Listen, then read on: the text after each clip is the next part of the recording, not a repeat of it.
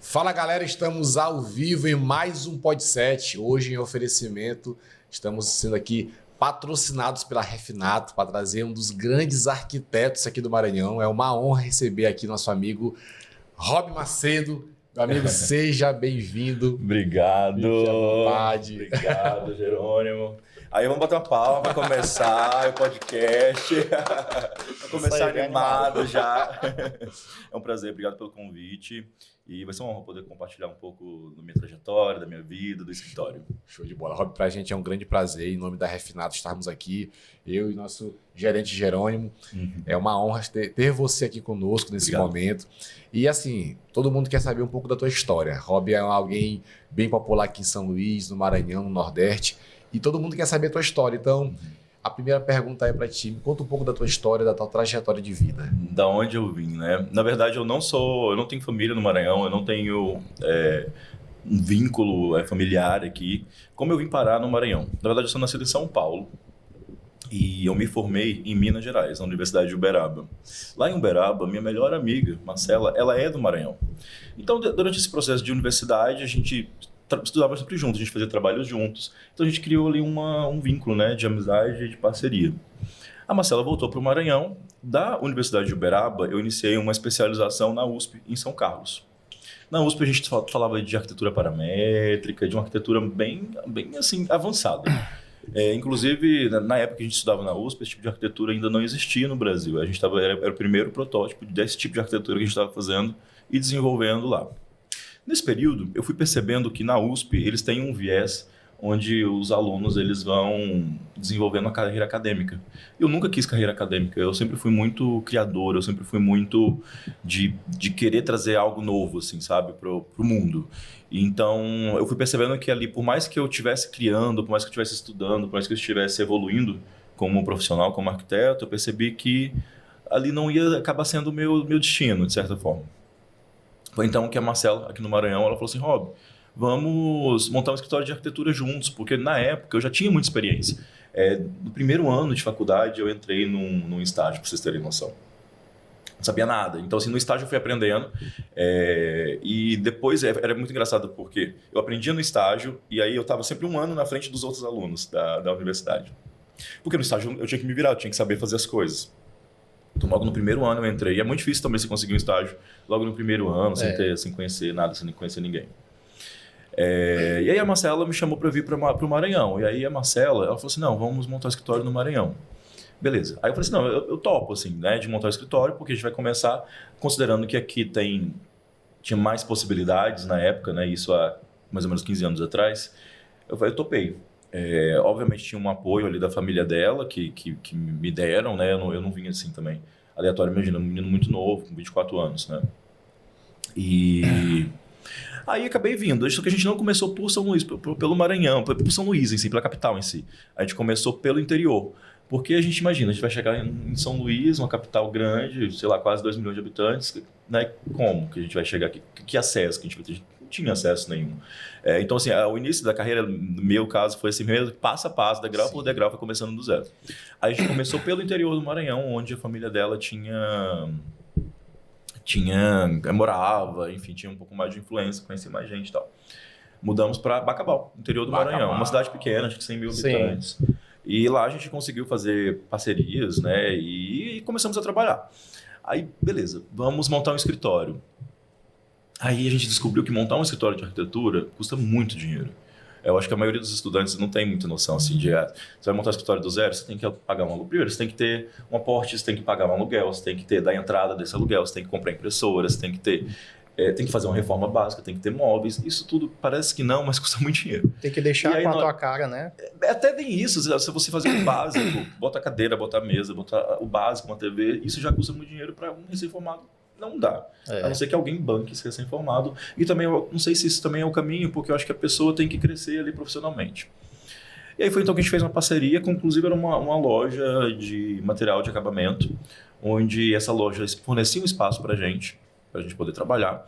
A gente dava consultoria como se fosse um vendedor mesmo, tipo vendedor de loja, e tá tudo bem. A gente dava consultoria para os clientes, e se o cliente quisesse um projeto, fizesse do zero, aí a gente cobrava fazer o projeto arquitetônico. Legal.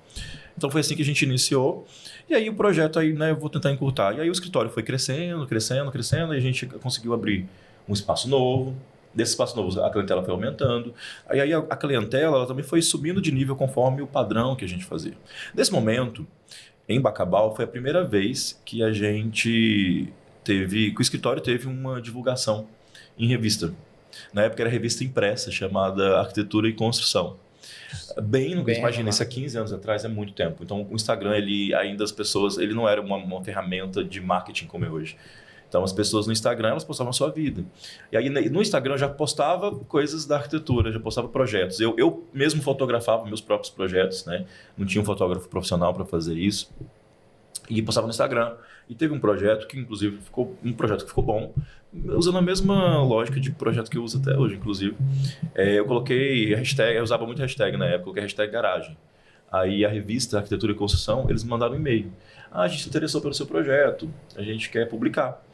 E aí, enfim, teve um processo por trás e a gente, de forma total orgânica.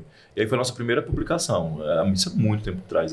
Antigamente os arquitetos pagavam para sair nas revistas. Pra vocês terem noção, hoje nosso escritório é o que mais divulga em revista, Casa Vogue, Casa Jardim, e outros meios, né, virtuais do Instagram. E é tudo orgânico, a gente não paga para sair, a gente nunca pagou para sair em nenhuma revista. E hoje o nosso escritório é o que mais divulga. Mas assim, tem todo um processo por trás, assim, não é tão simples assim, é bem difícil na verdade sair em revista. Às vezes a gente falando assim parece até fácil, mas na verdade não é. Depois de muitos anos, né, estudando, aprendendo, tentando entender como funciona esse mercado, enfim, como é o mercado no Brasil, né, mais ou menos. Voltando em Bacabal, o escritório começou a crescer e a gente começou a fazer coisas em São Luís. Começamos a fazer coisas muito grandes, casas muito grandes, inclusive projetos que são bem atemporais. Assim, às vezes eu olho projetos que eu fiz há muito tempo atrás e eu fico assim, nossa, isso está muito bom, assim, porque ainda hoje o projeto é muito bom. Continua. Por exemplo, eu tenho clientes que fizeram casas, sei lá, 12 anos atrás, elas já me contrataram para, por exemplo, já tiveram um filho. Aí eu fiz o quarto do bebê. Aí já me contratou para fazer o quarto da criança grande já de novo, sabe? E isso vai retornando de certa forma. Mas a casa continua intacta, assim, não são casas que precisam reformar, porque são projetos muito bem resolvidos. Assim, né, é um foco do nosso escritório tentar fazer projetos que sejam atemporais. Então, nesse meio tempo, fazendo coisa em São Luís, aí a Marcela ficou no interior e eu montei o escritório em São Luís. O meu escritório também, aí de novo, começar do zero, começar a fazer contato, clientela tentando divulgar ao máximo no Instagram. Instagram é um meio de comunicação gratuito. Sabe que beleza, a gente está aqui no podcast, mas eu estou aqui porque eu já tenho uma trajetória por trás. Mas para um arquiteto que está começando, ele não tem essa oportunidade. Claro. Então, o Instagram é a primeira porta, né? Acho que o estágio é a primeira porta e depois vem os meios sociais, né? De internet, de Instagram, etc. E aí, eu montei o escritório no Maranhão e aí o escritório aos poucos foi crescendo. A gente atuando em várias faces, não só... A gente atua em um setor do escritório, em morar, né, em moradia, seja apartamentos, sejam construção de residências. O nosso foco sempre é arquitetura. E a gente entende o design de interiores como arquitetura. A gente pensa um pouco diferente no sentido do morar, sabe? Do design de interiores. Assim. O nosso escritório não é um escritório de decoração. Nosso escritório é um escritório de arquitetura. Então, a gente pensa o design de interiores como uma arquitetura. E também a gente trabalha com incorporadoras, porque hoje em dia o mercado de incorporadoras também mudou bastante. Então, essas assinaturas, esses projetos que são especiais, que são exclusivos, hoje, para você vender um prédio que tem, né, essas moradias, esses apartamentos, sim, você tem que ter áreas comuns que sejam compatíveis com o que você vai ter no seu apartamento. Então, a gente também atua no setor de incorporadoras. Então, a gente tem essas duas faces de projeto. E aí, enfim, agora o escritório ele tem nós já temos um perfil muito definido. Os clientes, quando nos procuram, eles já sabem o que a gente produz, o que a gente faz. E aí, enfim, cada projeto, eu percebo, assim, cada projeto que a gente cria é como se fosse uma surpresa, assim, sabe? Os clientes vão com essa expectativa. Show de bola. Uma coisa que eu observei, que tu falaste muito sobre a questão das redes sociais, de como isso que te ajudou. Como nós conversávamos ontem, a Refinato ela tem esse olhar de olhar não só para o arquiteto alto padrão como hobby, mas olhar para o arquiteto que está saindo da universidade, para aquele arquiteto que está querendo, ganhar notoriedade nesse mundo trabalhista, nesse mundo de tantos tanta concorrência, né? É desafiador. Então, assim, qual dica que tu daria para esse arquiteto que está saindo agora da universidade, com medo, porque existe o medo, nós já passamos por isso, né? Quando a gente está entrando no mercado de trabalho, a gente fica meio que desesperado, Senhor, será que eu vou conseguir? Será que eu não vou conseguir? Como foi que tu conseguiu? Tu já falaste, mas o que tu falaria para essa geração atual? A primeira coisa é que você sai da faculdade sem saber nada. Então, você tem essa consciência que você sai sem saber nada, já é um grande passo. Você saber que você não sabe já é um grande passo. Hoje, no escritório, a gente está sempre pesquisando, a gente está sempre estudando, a gente não acha que a gente é o maioral, que a gente sabe de tudo. Pelo contrário, a gente entende que cada cliente é específico, é exclusivo. Então, se você sai da faculdade, você está concorrendo comigo. Você está concorrendo com outros profissionais que são, inclusive, mais experientes que o meu escritório e por aí vai. Então, você sai de lá sem saber nada. Eu acho que você ter consciência que você sai sem saber nada já é um passo. Se você sai sem saber nada, você tem que aprender. Então, muito importante o estágio. Acho que é o primeiro ponto. Mas um estágio de verdade. Não um estágio que seja só para pontuar na universidade. Um estágio que você vai para aprender. E aí esse estágio, aí eu amplio. Esse estágio, ele não só é válido em escritório de arquitetura. Arquitetos têm várias frentes de trabalho. Porque, às vezes, eu percebo muito isso aqui no Maranhão. Os estudantes ou os recém-formados, eles focam, todo mundo quer a fatia do design de interiores, todo mundo quer a fatia de fazer os apartamentos lindos, maravilhosos. Mas para você chegar nesse tipo de cliente, você tem que ter uma trajetória antes. Você tem que ter carreira mesmo, para você ter projetos executados, para as pessoas se interessarem pelo que você faz, pelo seu nível de detalhamento. Então tem outras frentes de estágio. Você pode arrumar estágio na incorporadora, na construtora, na prefeitura, com algum vereador, ajudando o vereador em alguma coisa, sabe assim? Tem várias frentes. Com um fotógrafo, você pode ser arquiteto e ter um estágio com um fotógrafo. Perfeito. Você pode ter um estágio na loja. Você pode ter um estágio na loja de tinta, na loja de mobiliário, se você quer trabalhar com design de interiores. Por que não você pedir um estágio numa loja de móveis, que você vai aprender ali sobre design e sobre o mobiliário, inclusive sobre valores das coisas. Porque se você sai da faculdade, você não tem noção de quanto custa a construção civil. Você não tem noção de quanto custa nada. Como é que você vai dar segurança para o cliente? Se o cliente vai falar assim, meu budget é esse, e aí você vai falar, e aí, o que eu faço com isso? Sabe? Então, a primeira dica que eu dou para o estudante que sai da faculdade é que você tem que aprender. Você não vai chegar arrasando. Eu sou contra um estudante sair da faculdade e montar um escritório próprio. Vai jogar dinheiro no lixo. Vai jogar o dinheiro do pai no lixo, né? Ou da pessoa que se juntou, seja lá qual for a situação. Vai jogar fora, porque um escritório é só um espaço físico. Inclusive, depois da pandemia, esse espaço físico hoje em dia pouco importa, assim, no final das contas. É importante, né, para escritórios maiores, mas assim, dá para trabalhar sem ele. Então, eu acho que tem outros caminhos para que você crie experiências, para que você evolua como profissional e consiga ali criar um nicho de mercado. É muito do que tu falou na primeira fala aí também, e tá narrando agora, sobre a tua trajetória de querer, né? Desde o início tu sempre quis ser o diferenciado, porque sempre quis aprender, né? Não se conformou com aquela rotina, né? O tradicional. E isso serve de exemplo muito para esse pessoal que está entrando no mercado agora, né? De querer buscar, estudar de verdade, né? Sim. Querer estagiar em algum lugar que agregue valor para ele e traga, né? Esse aprendizado, esse know-how. Traga aprendizado. E tu é um cara que já, como tu falou, né? Pouco tempo, 15 anos, não é pouco tempo. A gente já se conhece mais ou menos aí nesse período. Sim. E o Rob, pelo tempo que eu acompanho ele é um cara que se relaciona muito bem no mercado, né? Ele flutua em todos os segmentos, conhece muita gente na cidade, influencia muita gente. E eu gostaria de saber uma dica, como que ele costuma fazer isso no escritório. Como é que é esse teu relacionamento com as pessoas, com os profissionais, com as lojas, com os parceiros? É muito importante. Eu acho que essa relação com a loja, com os profissionais, estar presente nos eventos. Eu acho existe também um movimento contrário. Assim, acho que quanto mais o escritório cresce, menos a gente tem tempo, né, para poder estar presente, nas lojas, para poder estar presente nos eventos, para poder ter essa relação no mundo, né, da arquitetura. Mas quando você está iniciando o escritório, você tem mais tempo. Então, eu acho que é extremamente importante você começar a criar esses vínculos, começar a conhecer quem é o dono da loja, se apresentar, sabe? não necessariamente vender seu projeto, porque não é assim que funciona, mas se apresentar, começar a conhecer de produto, conhecer as pessoas, conhecer os donos, porque eventualmente no futuro um cliente seu pode comprar numa loja dessa e aí você tem acesso ao dono da loja e aí você consegue conversar diretamente, e isso dá uma segurança para o cliente também. Você poder, o arquiteto poder ter essa conexão, poder pedir um desconto a mais, ter essa, é muito importante ter essa relação.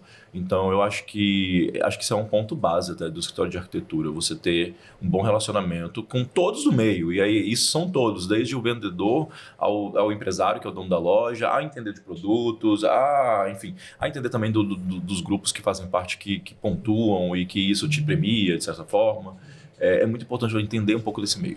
Também tem a parte assim que você é um arquiteto que tem muita amizade com os arquitetos aqui de São Luís, né?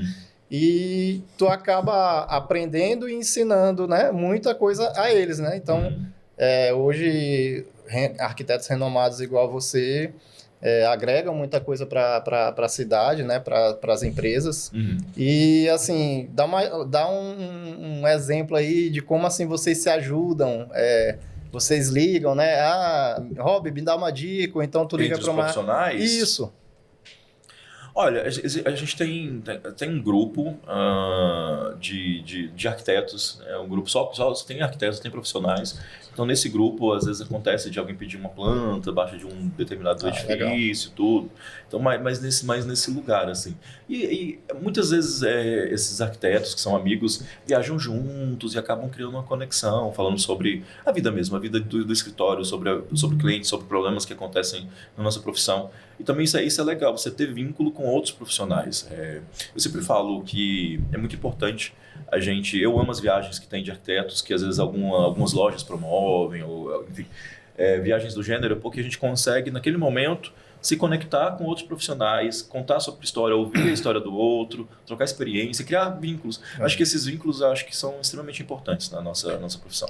Acho interessante porque hoje tu chegou num patamar que, como o Jerônimo falou, tu é uma referência. E eu percebo que tem dois tipos de mentalidade, né? Tem um arquiteto que ele quer ser uma referência, tem aquele arquiteto que tem uma mentalidade já diferenciada, que não quer chegar talvez em um lugar tão distante, não tem aquela ambição.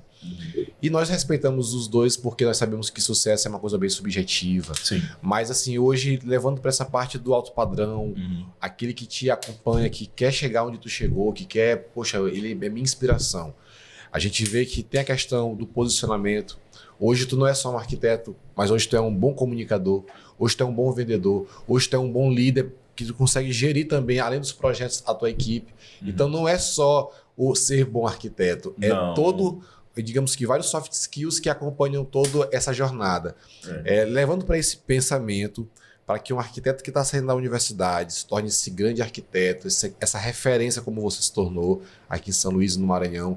Quais são as habilidades que você mais teve que aprimorar e que tu poderia estar compartilhando com a gente? Eu brinco que no escritório de arquitetura, a gente é arquiteto 20%. O restante todo é administração. E aí o restante todo o tempo da gente, digamos que eu gasto 20% do meu tempo projetando, criando projeto. É muito pouco, é mais ou menos essa média mesmo. Todo o restante é assim. Quando a gente abriu o escritório, a gente fez um curso, inclusive uma dica, assim, talvez, para o estudante. O Sebrae tem várias frentes de cursos e de treinamentos. Eu fiz um curso de empreendedorismo, então foi o primeiro ponto. Acho que é o primeiro ponto que faz um diferencial no escritório. No meu escritório funciona como empresa, nós temos CNPJ, a gente paga imposto direitinho de tudo que a gente recebe. Então, o primeiro ponto é entender como funciona uma empresa, como é a administração de uma empresa. Acho que esse é o ponto primordial. Segundo ponto, é entender de administração, de entrada, de saída, de como funciona um caixa, de como funciona uma base financeira de um escritório de arquitetura, porque senão você vira um artista e aí não tem ninguém para fazer isso, né? No escritório de arquitetura não é um escritório de arte. Não, por mais que a gente crie, né, tem uma parte do dia a dia de quando a gente está criando, que é a criação. De quando a gente está fazendo um projeto, que é a criação. Mas é muito pouco. No final das contas, nós somos uma empresa. O escritório de arquitetura ele é uma empresa que administra o projeto dos clientes. Então, esse foi um ponto. Eu acho que De fato, eu amo comunicar, eu amo internet, eu amo expor minha opinião quando é relevante. Eu amo esse mundo da comunicação. É algo que eu gosto, que eu faço assim, naturalmente. Que eu gosto de estar presente, de me comunicar, de fazer relações, de fazer amizade. Então isso faz parte da minha personalidade. Muita gente não tem esse perfil e está tudo bem. E aí é uma outra forma de pensar, de trabalhar. Eu também eu sou contra. A internet hoje linka tudo, né? A internet hoje está tudo acessível. E muitas vezes eu percebo profissionais se obrigando a pegar um telefone e fazer tipo assim, oi, tudo bem, bom dia, estou chegando aqui na loja tal. Se obrigando. Eu acho que acho que tem que ser natural. Tem pessoas que fazem isso muito bem, tem pessoas que são excelentes comunicadores e tem pessoas que não. Isso não significa que você vai ter mais ou menos clientes. Tem formas de você não aparecer tanto e você divulgar o seu trabalho. Tem infinitas formas. Tem o chat GPT que pode ajudar, aí já vai trazendo para o nosso mais atual. Tem o chat GPT que pode te ajudar em infinitas formas, no marketing, por exemplo, de um escritório de arquitetura. Como fazer um marketing do meu dia? Estou indo visitar uma loja de material de construção e eu quero fazer um marketing do meu Instagram de forma que eu não apareça, mostrando, sei lá, 5 tipos de revestimento, um tipo de pastilha e um tipo de pedra natural. Criar para mim 5 stories sobre isso, sem que eu apareça. Bota no chat GPT e vai dar, vai te dar tudo. Então vai te dar assim, é só você saber como também trabalhar e aí tem como você divulgar seu trabalho e ser reconhecido sem necessariamente aparecer. Eu amo aparecer, eu amo ser comunicador, eu amo falar sobre os projetos que eu faço, eu já sei o que funciona para o meu público, eu acho que com o tempo, acho que cada escritório tem um perfil, eu já sei os vídeos que eu faço que vão viralizar, eu já tenho essa noção, né? Mas assim, eu tive uma experiência para isso, eu tive tempo para fazer isso. Meus seguidores são todos orgânicos mesmo, nunca tive seguidor comprado, nada disso. Então, eu prefiro que seja assim, sabe? Ainda que o número seja relevante, mas eu prefiro que seja de forma real, no final das contas. Até um insight que ele acabou de dar também é como é que tu usa hoje a tecnologia ao teu favor, né? Pro teu trabalho. A inteligência artificial, como é que tu usa a IA hoje? Eu vejo a IA, ela é uma ferramenta poderosíssima que auxilia todo mundo, assim, que auxilia, seja a gente que é arquiteto, seja, sei lá, médicos, enfermeiros, enfim, eu acho que é uma ferramenta poderosa para empresários, para todo mundo. Só que eu acho que ela não substitui a gente, assim, ela não substitui a crítica, né? Ela não substitui esse pensar. Então ela é uma ferramenta poderosa, mas a gente também precisa entender como usar ela para ela trabalhar a seu favor. Então hoje no escritório a gente usa bastante, em briefing principalmente, em resumo de reunião, a gente usa, mas ela não substitui o nosso trabalho de criação. Ela é muito engraçado, às vezes os clientes, é óbvio que né, o inteligência artificial está para todo mundo. Os clientes às vezes eles tentam fazer, projeta para mim isso, não funciona assim. Ela vai te dar as ferramentas, se você tiver, como você falou, os skills para poder ela te dar as ferramentas, para ela poder te dar um resultado. Perfeito. Senão ela não dá. E quem sabe essas ferramentas sou eu, que sou arquiteto, sabe que tem minha carreira. Quem sabe, por exemplo, um médico que usa.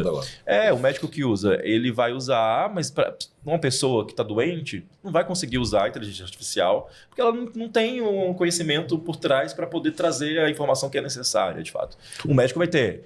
Então, eu acho que a inteligência artificial ela é muito importante. Eu acho que todo escritório de arquitetura deveria saber usar, ou minimamente fazer um curso. A gente fez um curso de inteligência artificial. A gente usa em alguns pontos. Principalmente, às vezes, até para solucionar alguma ideia que fica faltando ou algum tipo de correção.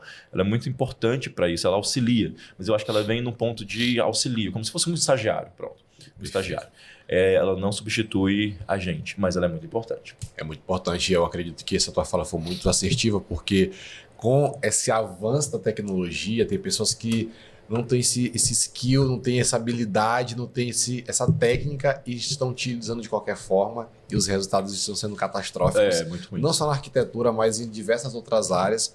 Aí depois vão culpar a inteligência artificial. Sendo que, às vezes, a pessoa pensa que só jogar qualquer coisa é o certo. Totalmente errado. Mas enfim. É igual um carro tecnológico. Uma inteligência artificial é igual esses carros elétricos que são super tecnológicos. Ele é só um carro tecnológico, mas na verdade o que faz o carro de fato andar e saber o que vai fazer é quem está pilotando, ou seja, somos nós, os seres humanos.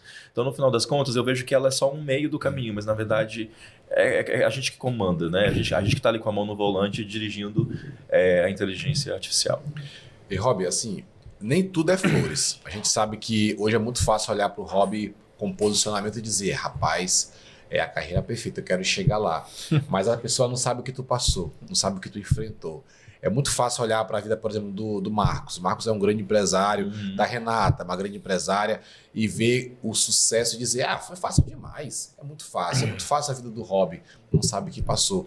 Me conta um pouquinho das dificuldades que tu já teve e daquele momento que tu disse, cara, tá difícil. Você sabe que eu tenho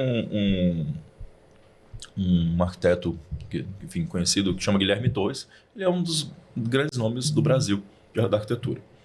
Há muito tempo atrás, enfim, a gente tinha um contato com ele e conversando sobre arquitetura, tudo, eu percebi que o meu escritório era bem menor, imagina. O escritório dele está acho top 10 do Brasil. Então, assim, meu escritório era uma formiga perto do escritório dele. E eu percebi que, conversando com ele, que os problemas são os mesmos. Então, eu acho que esse é um ponto primordial para as pessoas terem noção. Problemas, eles podem até mudar, pode mudar a cifra, pode mudar a proporção, mas os problemas, eles são os mesmos. Pode ser o meu escritório, pode ser o escritório do aluno, que é assim, do arquiteto que é recém-formado, pode ser o escritório do Guilherme Torres, que é um dos maiores do Brasil, ou do Arthur Casas, enfim. Os problemas são os mesmos, tipo assim, eles só mudam de endereço e talvez de proporção e muda talvez de cifra, mas problemas todos os escritórios vão ter. Então, o meu tem, tipo assim, outros escritórios grandes também tem. Então, problemas sempre vão ter. A questão é como a gente soluciona eles.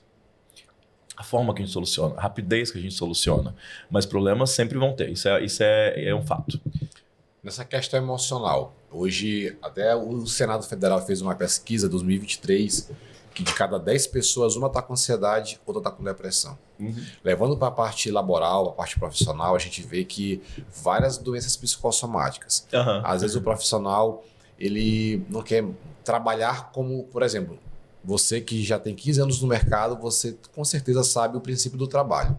Sabe que tem que trabalhar, tem que suar, não é só inspiração. É 99% muitas vezes de transpiração, de você realmente fazer o que tem que ser feito. Porém, hoje nós estamos numa era que eu acredito que muito pela Covid, depois veio a questão também da tecnologia que avançou muito, as pessoas ficam se comparando umas às outras. Eu não sei o que aconteceu, eu não sei qual foi o fato gerador, mas tem muitas pessoas doentes emocionalmente falando. Sim. Como que tu conseguiria dar uma dica para essas pessoas? Eu sei que talvez eu não sei se tu já passou por isso, mas é uma situação muito complexa e isso é preocupante no mercado de trabalho. Eu acredito que é um tema que tem ganhado força também. Sim. Eu tô rindo porque é uma pergunta muito inusitada. Meu melhor amigo é psiquiatra, tá? Meu melhor amigo de anos, assim, ele é psiquiatra. Então eu percebo que realmente eu acho que a internet ela mudou bastante e tudo está muito visualmente acessível para todo mundo, quando na verdade as coisas não estão. Eu citei meu melhor amigo que é psiquiatra porque a gente fala muito sobre isso, sobre tudo, assim, sobre remédio, sobre como o mundo da psiquiatria tá funcionando. E eu sempre dou um exemplo da poltrona mole. Poltrona mole é um ícone do design brasileiro, é um mobiliário que tem um valor agregado alto. E vamos falar de valores, sei lá, uma poltrona mole hoje em dia custa 65 mil reais, muitas pessoas não sabem. Porém, a poltrona mole, você abre o Instagram, é comum. Tem vários projetos que tem uma poltrona mole, mas quais são esses vários projetos? Sei, exemplo, a casa do cliente do Rob. A casa da blogueira, sei lá, da blogueira da Silvia Braz. A casa não sei de quem. A casa não sei de quem.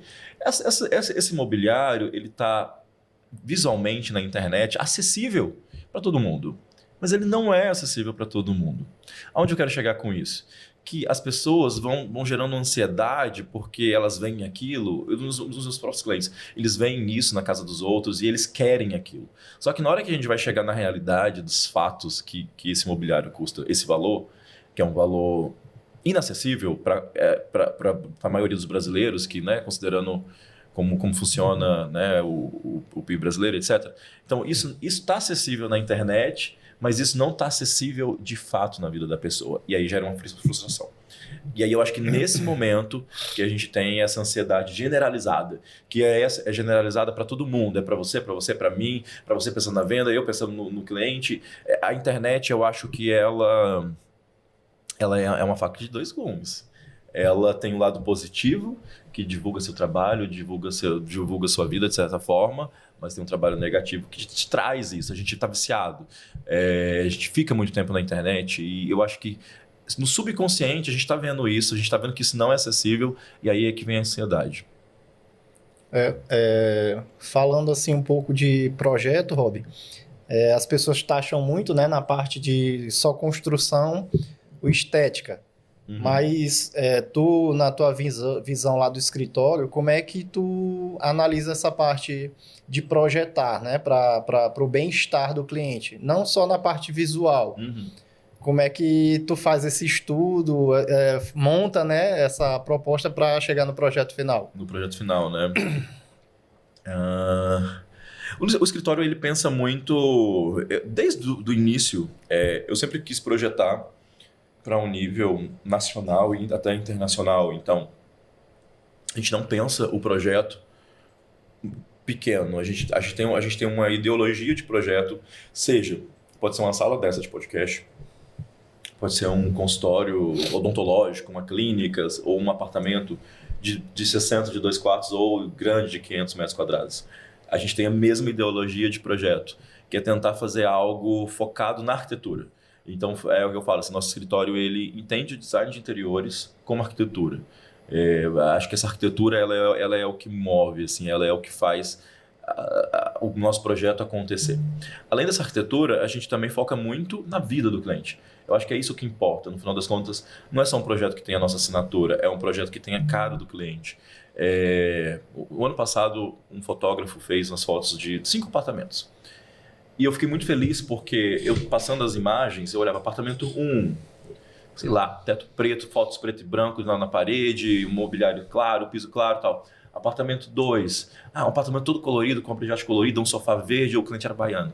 Apartamento 3, o cliente era mais jovem, mais clean, com madeira escura, tudo branquinho, com uma mesa com tampo verde. Esse cliente era mais jovem do Maranhão. Então, assim, os projetos, por mais que eles tinham a mesma essência de soluções de projeto, cada um tinha uma personalidade.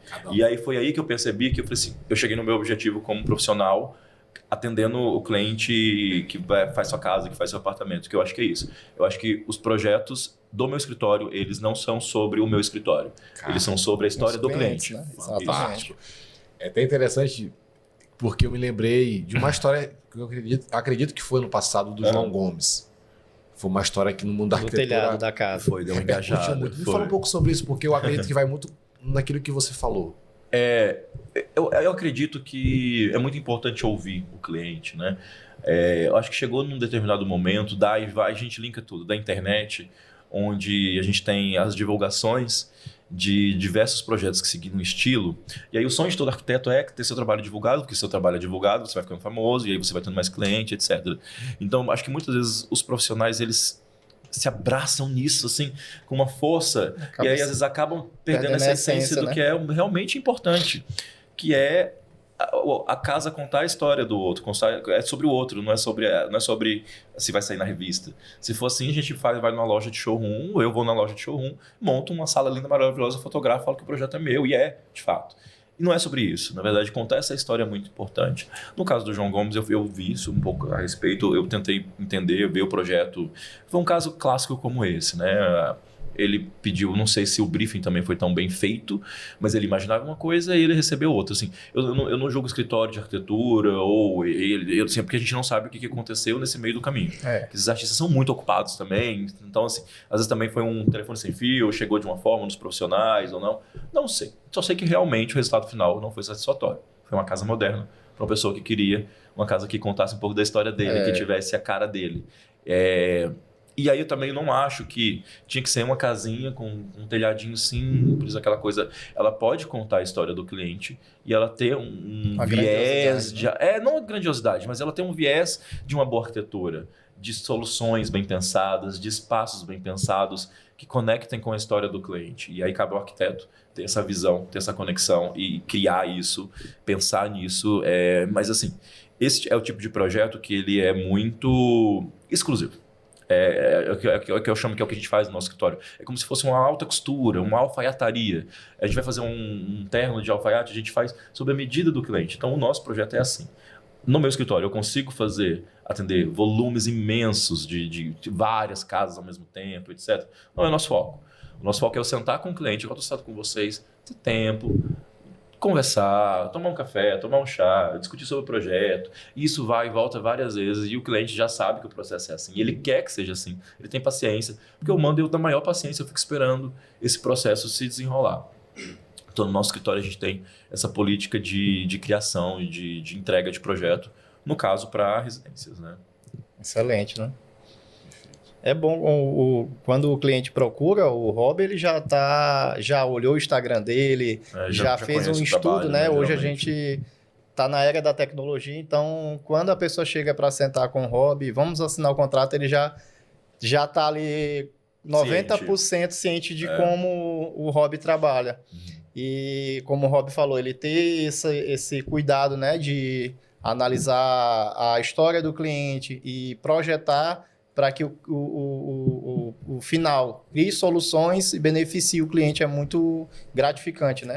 E para mim o que importa mais, o nosso escritório ele é muito pé no chão. Eu sou de Capricórnio, então eu sou muito pé no chão e eu trago os clientes para a realidade também. Então nossos projetos, eles são assim, praticamente 100% são executados. A gente não gosta de criar nada que fique no papel. Sabe a ilusão de, eu faço um projeto e aí eu boto, sei lá, os móveis maravilhosos e caríssimos e aí chega na hora da realidade o cliente não consegue executar porque não tem esse alcance financeiro. No nosso escritório não. No nosso escritório a gente vai trabalhar com as armas que a gente tem. Qual é o budget? Vamos trabalhar em cima disso para que em cima disso a gente consiga executar, para que o cliente execute. O nosso objetivo é esse. Ver pronto, ver a pessoa, não tem nada mais gratificante do que a gente entrega na fotografia, né? A gente fotografa e entrega. Do que a gente vê o cliente, meu Deus, mas minha casa ficou muito linda, meu apartamento ficou lindo. Isso para mim é o que importa no final das contas. E puxando agora um pouco lá para o lado da Refinato, né? Assim, qual material é essencial que você, na hora que inicia o projeto, não pode deixar de especificar? Materiais que eu não abro mão. Eu não abro mão de qualidade. Ponto. Não abro mão de qualidade. Eu abro mão de qualquer coisa. Eu abro mão de algo mais, um lançamento. Eu abro mão de algo meio diferentão demais, que custa muito caro. Mas eu não abro mão de qualidade. Não abro mão de qualidade. Exemplo, às vezes a pessoa não pode gastar... Porque, por exemplo, metais.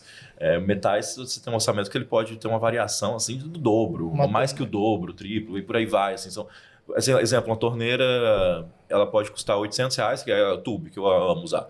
R$800 e um lançamento da Deca, daqueles de touch, é 12 mil, 15 mil reais. Para uma torneira, para o mesmo lugar, para o mesmo efeito. Então, assim, o nosso projeto ele conta uma história, ele é focado na arquitetura, focado no estrutural, ele conta a história do cliente. O nosso projeto ele não é um projeto onde a gente foca em colocar coisas caras, a gente foca em ter uma solução e que isso conecte com a história do cliente. O que eu não abro mão? Da qualidade desses materiais.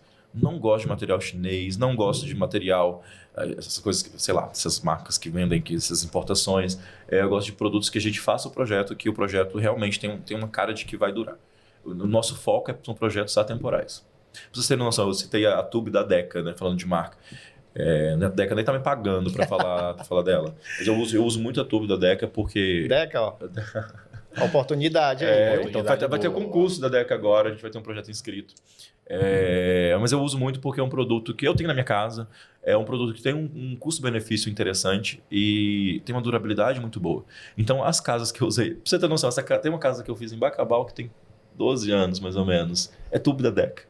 A Tube da Deca que eu uso hoje. Tem algo mais atemporal que isso para o cliente. Ele fez um investimento lá atrás, que é a mesma coisa que eu uso hoje. Exemplo, é igual você comprar um carro da Volvo. O carro da Volvo, modelo 2020 e 2026 é o mesmo. tem algo que é mais gratificante para o cliente, você ter algo que dure, que seja temporal. Exato. E que não desvalorize com o tempo, sabe? Tem muitos materiais que são modismo e eu evito modismo. Eu evito ao máximo.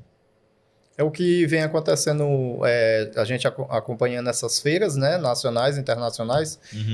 Todo ano, ou a cada 2 em 2 anos, você vê que entra essa parte do modismo, né? Sim. Em todos os segmentos.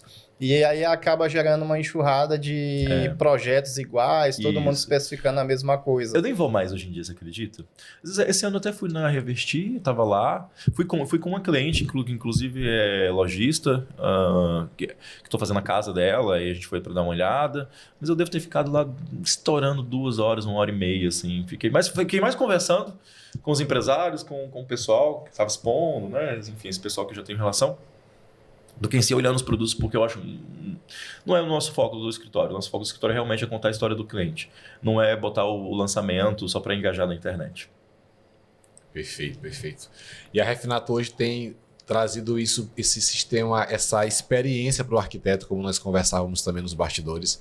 A Refinato está trazendo não só todo esse material de fino acabamento, como você já citou, de marcas que podemos confiar, mas também hoje nós estamos com um olhar diferente, que é a questão de levar para o nosso profissional, para o arquiteto, para o engenheiro também, essa questão do treinamento, essa questão do podcast, essa questão de trazer uma experiência nova na loja, onde a pessoa pode estar entrando, pode estar tendo ali uma experiência até com o próprio cliente. Me conta um pouco sobre essa experiência refinada que você viveu ontem, você também já conhece a marca já de algum tempo. Me conta um pouco sobre essa marca que faz parte do Grupo Jacaré. Sim.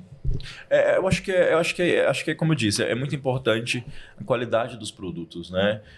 Eu percebo que a empresa ela tem produtos que são de marcas que têm muito tempo de mercado, e isso para o nosso escritório é muito importante, você ter produtos que tenham qualidade. E isso, sem dúvida, a loja tem. E tanto que ontem, né, eu escolhi materiais para fazer um projeto, e muito rápido, assim, porque é isso, a gente casa esses materiais e a loja também ter opções para oferecer, seja para um escritório como o meu, que tem um perfil muito certo do que quer, seja para um escritório que usa mais variação de material. Acredito que a loja ofereça isso de uma forma muito satisfatória.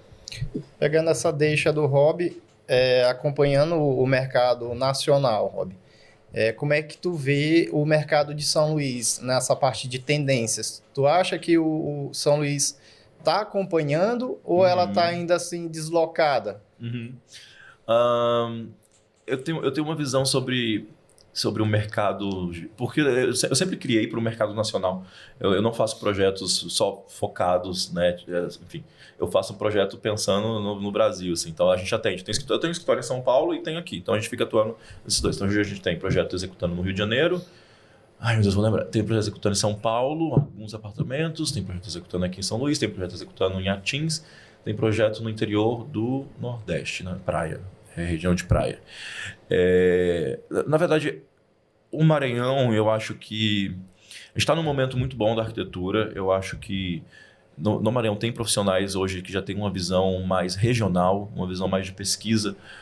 Eu acho que estivemos em um momento onde a arquitetura maranhense ela estava seguindo muito tendências, né, do que era colocado na internet, e hoje eu vejo que não. Hoje eu vejo que os profissionais eles estão buscando a individualidade, buscando... Eu sempre chamo de regionalismo, porque imagina, aqui a gente tem tantos materiais regionais que são incríveis, e eu acho que é esse o nosso diferencial. Então, eu acho que em um determinado momento a arquitetura estava meio perdida, porém hoje eu acho que não.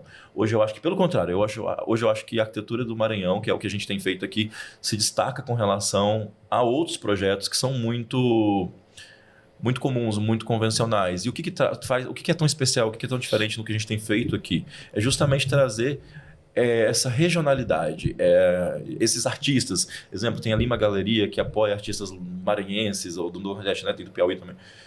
Então, trazer esses artistas, trazer esses designers que são criados aqui para os nossos projetos, isso traz muito a personalidade. Show. Estamos chegando no final, mas antes nós queremos, esses 10 minutos finais, a gente quer saber um pouquinho do lifestyle hobby. O Um lifestyle. pouquinho do que você faz, sabe? O hobby aqui Faço mil e uma coisas, né? é uma inspiração pra gente que quer entrar pra academia e ficar fitness, né? Olha só, deu uma volta, chegou no mundo fitness, né? Eu tenho, bom, muitos anos já, né? Eu sou muito focado em bem-estar. Bem-estar para mim é prioridade. Então, eu até brinco existe o cliente hoje em dia da viagem, que chega lá no meu escritório e fala assim, meu foco agora é viajar. Eu acho que não. Eu acho que o verdadeiro luxo, ele está no bem-estar. Eu acho que as viagens, que as pessoas muitas vezes elas tiram um dinheiro do morar e jogam na viagem, eu acho que não são investimentos diferentes. E por que essas viagens elas são tão importantes para os clientes? Porque eles, num corte de 5 dias, eles estão vivendo num hotel maravilhoso, conhecendo lugares novos, comendo bem, quando na verdade eu tenho um ponto de vista muito diferente. Que eu não sou casa de ferreiro espeto de pau, não. Eu vivo bem. Então, assim, o meu foco é viver bem. Eu acho que não. Eu acho que isso tinha que ser eu acho que o foco das pessoas tinha que ser eu morar. Onde eu vivo, onde eu passo a maior parte do meu tempo? Na minha cama, dormindo. Ou o segundo lugar que eu passo a maior parte do tempo é em casa, no almoço, na janta. Então, eu vejo muito que o morar bem, você estar satisfeito com onde você mora, eu acho que é isso. Acho que isso é o verdadeiro luxo. E viver bem. No meu caso, é o que eu foco. E viver bem. Eu acho que é esse equilíbrio. Você morar num lugar legal e você poder ter um tempo reservado para você. Tanto que em alguns anos eu fiquei muito tempo em São Paulo, trabalhando lá, fazendo essas conexões. E eu descobri, deu o final do ano, eu estava cansado, eu estava estressado. Eu não estava com mais dinheiro, porque lá você ganha, mas você gasta muito, porque a cidade... Enfim, aí eu descobri que eu não tinha paz de espírito lá. E aí, então eu acabei direcionando minha morada mesmo no Maranhão, e eu prefiro 1000 vezes. Aí eu falo para os meus amigos que são de lá, você tem que estar aqui em São Paulo direto. Eu falo, Deus me livre, eu quero o meu bem-estar. E aí esse meu bem-estar é esse equilíbrio, né? De uma alimentação saudável, de um estilo de vida onde eu pratico exercício e sim, nesse meio do caminho a gente consegue viajar, conhecer lugares novos, isso faz parte. Mas eu acho que esse bem-estar é o mais importante. E ele começa pelo morar, pela casa. Show de bola. E com relação à academia, como é que você faz? Eu tô na academia de novo. Nós sabemos também. Ele quer pegar, tu tem que passar a dica pra ele. A dica, qual é o suplemento. Tem a questão também que foi o que pode falar também. Pode falar. Foi mister. Então, assim, tem muitas camadas. Tem muitas camadas. E assim, como tá chegando nessa parte final, eu acho que o pessoal diz, Gustavo, faz aquelas perguntas assim que eu quero saber mais sobre o hobby.